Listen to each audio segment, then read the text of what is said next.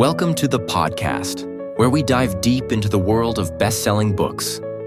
Each week, we explore the latest hits and timeless favorites that are captivating readers everywhere. Join us as we unpack the stories, themes, and characters that make these books unput-downable. Whether you're looking for your next great read or curious about what everyone's talking about, you're in the right place.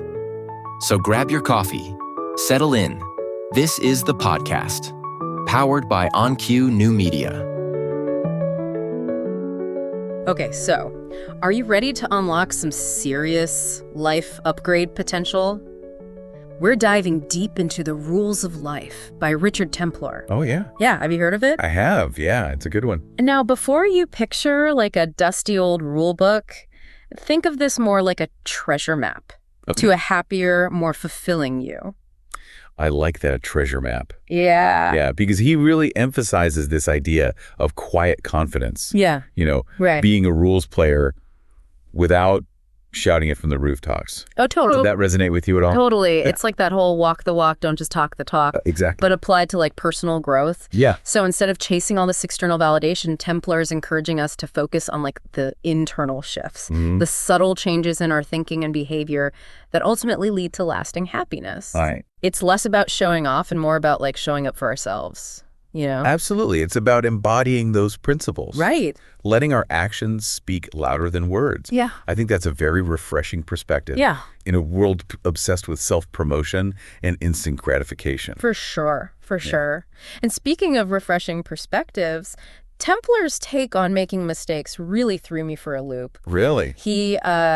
He reminds us that messing up is a lifelong gig. It is. No matter how old you get, no matter how experienced we get. It's true. It's so true. I mean, who hasn't felt that pang of like, I should know better by now? Oh, yeah, all the time. Come on. Especially as you get older, right? You start to think. You would think. You should have it figured out by now. Right. But that's not how it works. Clearly not. That whole wisdom comes with age, saying, I don't know about that. I don't know. I mean, sure, you learn some things. Yeah. But you're constantly making mistakes. Right. And I think that's okay. Yeah. I think he argues that true growth comes from embracing our imperfections, from treating ourselves with the same kindness Oh, that's good. that we'd offer to a close friend who's made a mistake. That's a really good point because we're so much harder on ourselves Exactly. than on other people. Absolutely. So it's more about how we handle those inevitable stumbles Yes. than trying to avoid them altogether. Yeah. He actually says, and this is a quote, "Be kind to yourself when you do muck things up." Yeah, I like that. It's like giving ourselves permission to be human, Totally. Yeah. Flaws and all. Yeah. And, that ties into another one of his key points. Okay. Self-acceptance. Okay. So instead of pressuring ourselves to love every single quirk, every perceived flaw, Which can be a lot. it can be a lot. Some days it's like, He encourages us to start by simply accepting ourselves as we are right now in this very moment, I like that. just as we are. That really struck a chord with me because it's like taking the pressure off this whole self-love movement. Totally. Which, let's be honest, can feel pretty overwhelming. It can be a lot. Like, are we really supposed to wake up every day head over heels in love with like every single bit of ourselves? Right. It's exhausting. It's exhausting and frankly not realistic. It's an unrealistic expectation. Yeah. What Templar proposes is much more grounded and I think more achievable. It's about acknowledging both our strengths and our weaknesses without judgment, Okay. recognizing that we're a work in progress and that's perfectly okay. We're all works in progress. Exactly. I like that. It's about embracing the journey, not chasing some idealized version of ourselves. Yes. And you know what? That kind of radical self-acceptance can be so freeing. It is. It really is. It allows us to approach personal growth from a place of honesty and authenticity rather than constantly striving for some unattainable ideal. Absolutely. And speaking of journeys, Templar also emphasizes the importance of defining our personal mission statement, or what he calls knowing what truly matters in your life. Okay, so not like a formal corporate-sounding mission statement, more like a guiding principle. Exactly. Like a North Star. Yes, something that gives our lives direction and purpose. I like that. He talks about how his own mission statement boils down to living a decent life and making a positive impact on the world. It can be that simple. It can be that simple. Huh. It doesn't have to be complicated or grandiose. It's more about identifying our core values, the things that truly matter to us, and then using those values as a compass. Oh, I like that. To guide our decisions and actions. Yeah, that makes a lot of sense. So, listener, think about this for a moment.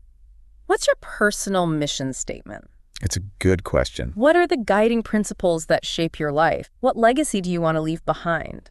It's interesting how he goes into relationships next. Oh, yeah. It ties in really well, actually, with this idea of a personal mission statement. Okay. He challenges that whole men are from Mars, women are from Venus cliche. Right. And instead suggests that focusing on our shared humanity is key to a successful partnership. It's so easy to get caught up in that whole battle of the sexes narrative. It is. But at the end of the day, we're all just trying to figure things out, to connect with someone who gets us. Yeah, and he actually compares a couple to a team. Okay. Where each person brings their own unique strengths and perspectives to the table. Like a well-rounded team? Exactly. And that's where it gets really interesting. Okay. It says instead of viewing those differences as obstacles, we should embrace them as assets. Okay. It's about recognizing that our partner's unique qualities actually complement our own, creating a more well-rounded and fulfilling relationship. So less about trying to change our partner and more about appreciating how their differences actually enhance our lives. Exactly. That's a good way to put it. I like that. And you know what else I appreciated? What's that? His emphasis on giving our partners the freedom to be themselves.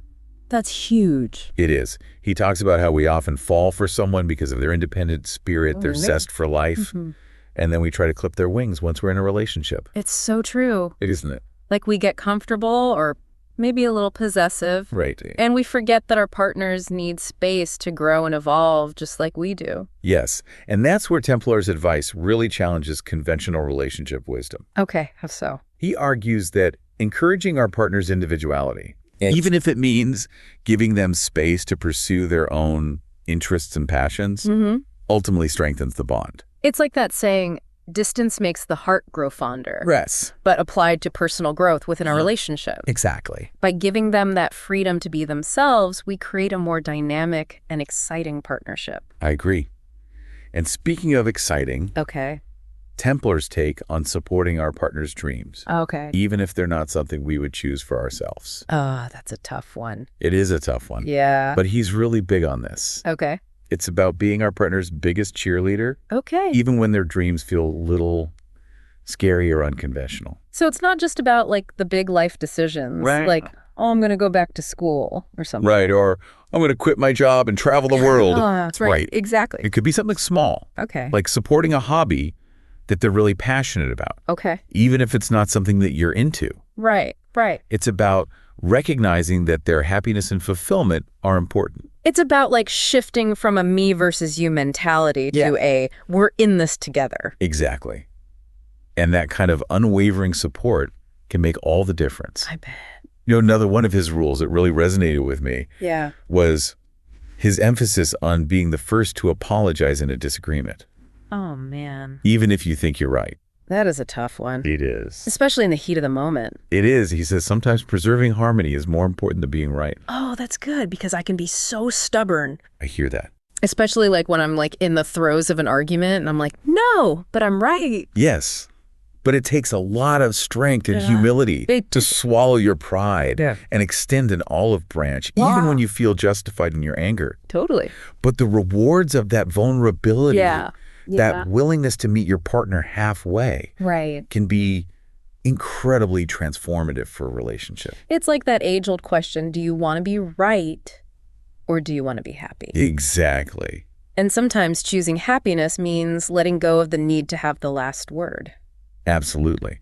And that same principle applies to our relationships with our children. Oh, interesting. Templar's insights on parenting are surprisingly candid and refreshing.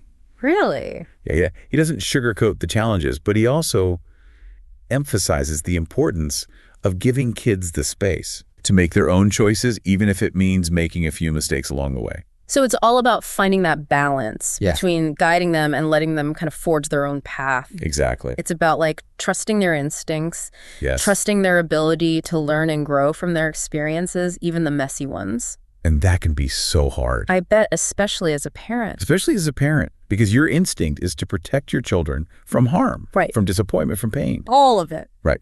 But he says that by allowing them the freedom to stumble, we're actually equipping them. Oh, I like that. With the resilience and resourcefulness they'll need to face the real world, to navigate the challenges of adulthood. We learn more from our failures than our successes. Exactly. But it takes a lot of courage as a parent to step back. It does, because you just want to jump in. You do. Be like, no, do it this way. It'll be fine. You want to fix it. Right. But sometimes you have to let them figure it out for themselves. It's hard, though. It is hard. Yeah. And, just as we need to give our children the freedom to explore and make mistakes. Templar also reminds us that even as adults, we're still someone's children. Oh, that's true. Our relationship with our parents, especially as we get older. Yeah, it can be complicated. It can be very complex. There's that natural shift in dynamics as we mature. Right. We're not those little kids anymore. Exactly. What was your take on his insights about navigating those relationships? Well, he encourages us to approach our parents with a renewed sense of empathy and understanding. He says our parents are products of their own upbringing, their own experiences. Right. And that by trying to see the world through their lens, we can let go of some of the resentment or hurt that we might be carrying. It's about recognizing that our parents are human, too. Exactly. Like, they made mistakes. They had their own struggles. Indeed, yes. And just like us, they were doing the best they could with the tools they had at the time. It's kind of like he weaves this thread of compassion and understanding throughout the whole book. Like, even when he's talking about, like, our interactions with the wider world, like, he has this great analogy about life being like advertising, where you're not always sure, like, which efforts are paying off. Right. It's that whole you win some, you lose some. Reality, but applied to life in general. Exactly. Like we put ourselves out there, we try to make a difference, but it's not always clear what's like making the biggest impact. And it can be discouraging. Like, are my efforts even mattering? Right. But he's like, just trust the process. Have faith that even the smallest acts of kindness can create like a ripple effect. Absolutely. He actually says, your efforts will be rewarded eventually, but you'll probably never know which efforts are being rewarded or for what and which aren't. It's true. It's like that whole pay it forward concept. Yeah. Like, we might not see the immediate results. Right. But our actions have a way of rippling outwards and like touching lives in ways that we may never fully comprehend. It's a humbling thought. It really is. And speaking of putting ourselves out there. Templar is also a big advocate for stepping outside of our comfort zones. Oh, yeah. He talks about that a lot. He argues that it's essential for personal growth. For keeping things interesting. For preventing us from becoming, as he puts it, stagnant and moldy. I love that. So we don't have to go like bungee jumping every weekend. No. Or anything drastic. No, it's more about those small, everyday acts of courage that push us beyond our usual routines. I like that. What would be some examples? Well, it could be something as simple as striking up a conversation with a stranger. Or signing up for a class that you've always been curious about. Or even just trying a new dish at your favorite restaurant. The point is to keep challenging yourself, to embrace those moments of discomfort that ultimately lead to growth and new experiences. Like little baby steps outside your comfort zone. Exactly. So, listener, what's one small step that you can take today to kind of shake things up a bit? That's a good question. What's one thing you've been wanting to try but you've been putting off? Yeah. Remember, even the smallest steps outside of our comfort zones can lead to the most amazing discoveries. Absolutely. Now, speaking of discoveries, Templar is also a big proponent of asking questions. And I'm not just talking about asking others, but also asking ourselves tough questions. Really digging deep into our motivations and our beliefs. Like, what are we really doing here? Yeah, he says, ask questions of yourself constantly. Ask why you think you're right or wrong. Ask yourself why you are doing certain things, want other things, follow a particular course of action. So he's encouraging us to be our own life coaches in a way, to constantly question our assumptions and look for areas where we can grow. Exactly. It's about cultivating self-awareness, about understanding the why behind our actions and our choices. I like that. And that kind of introspection can be so powerful. Yeah. Because it allows us to identify patterns in our behavior, challenge limiting beliefs, and make more conscious choices that align with our values. It's like taking a step back from our lives. Yes. And saying, okay, why am I doing things this way? Like, is this really serving me? Is this who I want to be? Is this in line with, like, who I want to be? Exactly. And those tough questions can lead to major breakthroughs, I think. They can. Now, kind of shifting gears a bit. Okay. Templar also offers some really great advice, I think, on dealing with difficult people, particularly people who are easily angered. Right. He encourages us to approach the situations with empathy, Okay. to remember that everyone is fighting their own battles. That's a good point. Carrying their own baggage. Yeah. He says, just bear in mind that anyone you come into contact with who makes you angry may have had a really bad time before getting to you. That's a good point. It's so easy to take things personally. It is. Especially when someone is like being unkind or aggressive towards us. Right. But I like that point that like hurt people hurt people. It's true. It doesn't excuse their behavior. Right.